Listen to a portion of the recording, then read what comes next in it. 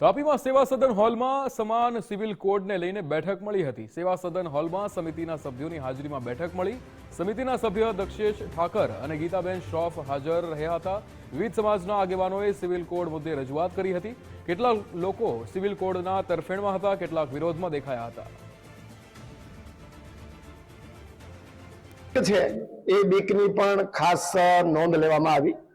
પણ એક વિષય એ પણ ચર્ચાઓ કે આજે કેસ આજે નિયમ લાગુ પડવાના એમાં આદિવાસી સમાજની જે રૂઢી પરંપરાઓ જે ચાલી આવે છે આ રૂઢિમાં જે નિયમો લાગુ પડ્યા છે એને રિલેટેડ હતું। એમાં લગ્ન નું હતું, છૂટાછેડાનું હતું, ભરણ પોષણનું હતું અને રિલેશનશીપનું હતું। તો મારા અનુભવ પ્રમાણે જે સખી વન સ્ટોપ સેન્ટરમાં અમારી પાસે જે કેસીસો આવે છે રિલેશનશીપમાં, તો એ રિલેશનશીપનું રજીસ્ટ્રેશન થવું જરૂરી છે અને એમાં એ રજીસ્ટ્રેશન જ્યારે આપણે કરાવીએ ત્યારે અમુક મુદ્દાઓ આપણે ધ્યાને લેવા જોઈએ। જેમ કે બંને પાત્ર પોતાની સંમતિથી ઉંમર મેચ્યોર હશે તો જ રજીસ્ટ્રેશન કરી શકશે।